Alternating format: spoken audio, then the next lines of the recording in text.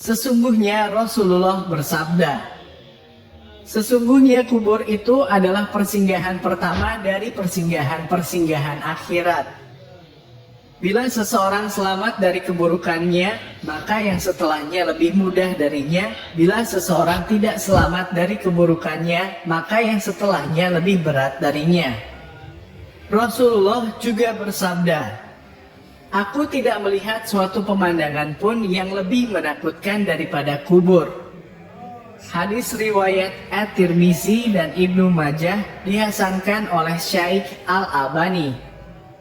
Karena fase setelah kubur lebih mudah bagi yang selamat.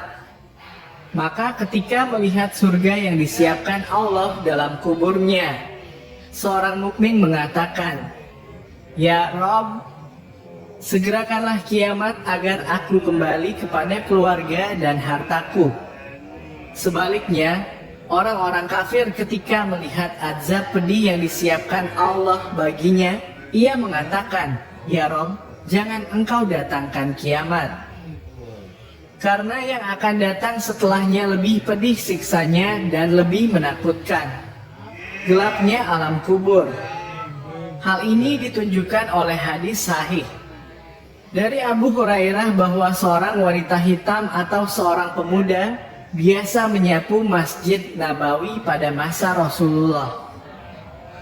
Rasulullah tidak mendapatinya sehingga beliau menanyakannya. Para sahabat menjawab, dia telah meninggal dunia. Beliau berkata, kenapa kalian tidak memberitahukan kepadaku? Abu Hurairah berkata, seolah-olah mereka meremehkan urusannya. Beliau bersabda, tunjukkan kuburnya kepadaku. Lalu mereka menunjukkannya, beliau pun kemudian menyalati wanita itu, lalu bersabda, sesungguhnya kuburan-kuburan ini dipenuhi kegelapan bagi para penghuninya, dan sesungguhnya Allah menyinarinya bagi mereka dengan salatku terhadap mereka. Hadis riwayat Al-Bukhari dan Muslim. Himpitan alam kubur. Setelah mayit diletakkan di dalam kubur, maka kubur akan menghimpit dan menjepit dirinya.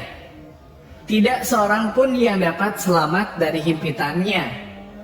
Beberapa hadis menerangkan bahwa kubur menghimpit Sa'ad bin Mu'adz, padahal kematiannya membuat arsy berguncang, pintu-pintu langit terbuka, serta malaikat sebanyak 70.000 menyaksikannya.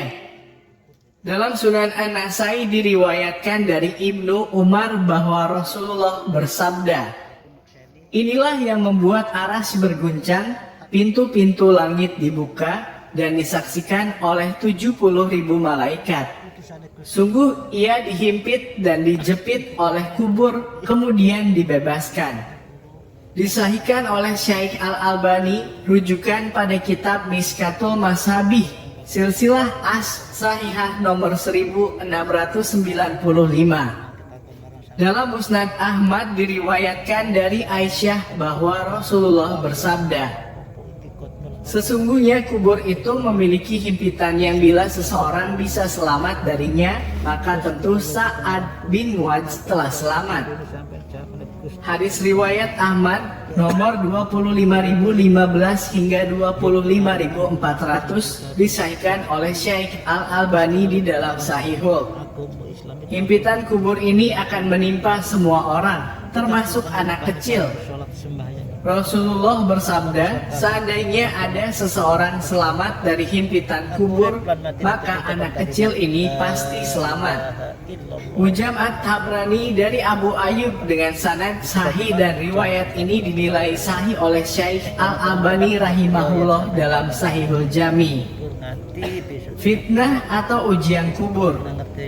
Jika seorang hamba telah diletakkan di dalam kubur, dua malaikat akan mendatanginya dan memberikan beberapa pertanyaan. Inilah yang dimaksud dengan fitnah atau ujian kubur.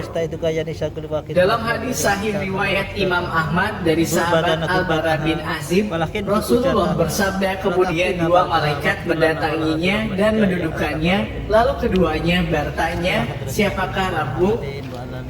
Dia si mayit menjawab, Rabbu adalah Allah.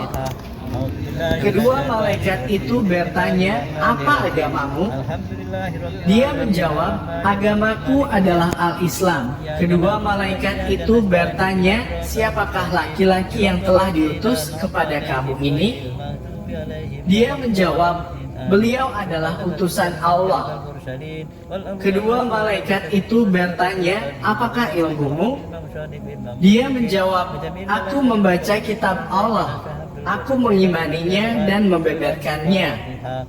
Lalu seorang penyeru dari langit berseru, hambaku telah berkata benar, berilah dia hamparan dari surga dan berilah dia pakaian dari surga, bukakanlah sebuah pintu untuknya ke surga. Maka datanglah kepadanya bau dan wangi surga, dan diluaskan baginya di dalam kuburnya sejauh mata memandang. Dan datanglah seorang laki-laki berwajah tampan kepadanya, berpakaian bagus, beraroma wangi, lalu mengatakan, bergembiralah dengan apa yang menyenangkanmu, inilah harimu yang engkau telah dijanjikan kebaikan. Maka ruh orang mukmin itu bertanya kepadanya, siapakah engkau? Wajahmu adalah wajah yang membawa kebaikan.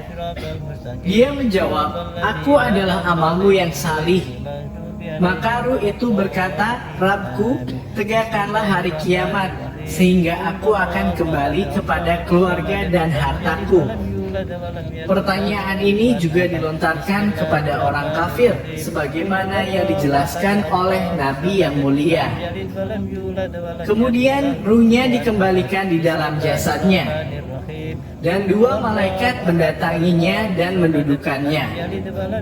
Kedua malaikat itu bertanya, siapakah Rabbmu? Dia menjawab, aku tidak tahu. Kedua malaikat itu bertanya, apakah agamamu? Dia menjawab, aduh, aku juga tidak tahu. Kedua malaikat itu bertanya, siapakah laki-laki yang telah diutus kepada kamu ini? Dia menjawab, aku tidak tahu. Lalu penyeru dari langit berseru, hambaku telah berkata dusta, berilah dia hamparan dari neraka dan bukakanlah sebuah pintu untuknya ke neraka. Maka panas neraka dan asapnya datang mendatanginya, dan kuburnya disempitkan sehingga tulang-tulang rusuknya berhimpitan. Dan datanglah seorang laki-laki berwajah buruk kepadanya, berpakaian buruk, beraroma busuk, lalu mengatakan, terimalah kabar yang menyusahkanmu. Inilah harimu yang telah dijanjikan keburukan kepadamu. Maka ruh orang kafir itu bertanya kepadanya, siapakah engkau? Wajahmu adalah wajah yang membawa keburukan. Dia menjawab, aku adalah amalmu yang buruk. Maka ruh itu berkata, Rabbku, janganlah engkau tegakkan hari kiamat. Dikutip dari Sahihul Jami' nomor 1672. Dari hadis yang telah dikemukakan di atas menunjukkan bahwa pertanyaan dalam kubur berlaku untuk umum, baik orang mukmin maupun kafir. Semoga kisah ini dapat mengingatkan kita semua tentang kematian. Semoga kebaikan yang Anda lakukan akan dicatat sebagai sebuah pahala di sisi Allah dan kelak akan digantikan dengan surga yang begitu indah. Amin. Amin. Amin. Rabbana dzalamna anfusana wa illam taghfir lana wa tarhamna Amin. Allahumma atina rahmatan wa maghfiratan wa syafa'atan ila kubur min adina ila Amin. Amin. Amin.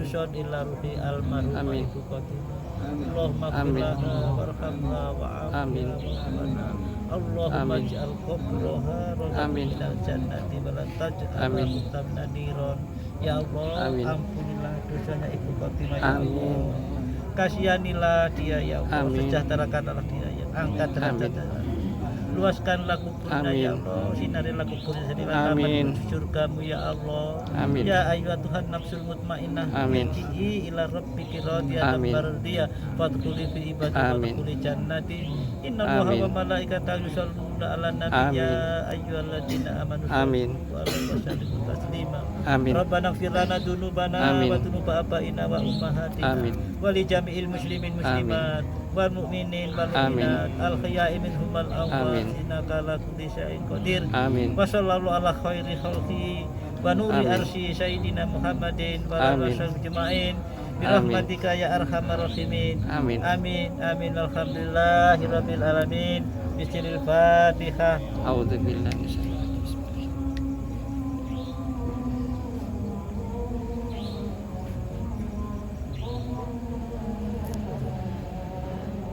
Assalamualaikum warahmatullahi wabarakatuh. Waalaikumsalam. Bapak-bapak para takziah mbok menawi boten wonten nutur nggih. Benjing bakto salat tarawih ya. Aos tahlil nungaken almarhumah Ibu Khotimah. Kula atas nami wakil Sakitun Musibah ngaturaken matur sanget takziah panjenengan sedaya. Mugi-mugi dipecatat dening Allah amalan ingkang saleh fid dini fid dunya hatal akhirat. Mekaten kirang langkunge kula nyuwun ageng pangampunan. Ihdinas siratal mustaqim. Wassalamualaikum warahmatullahi wabarakatuh.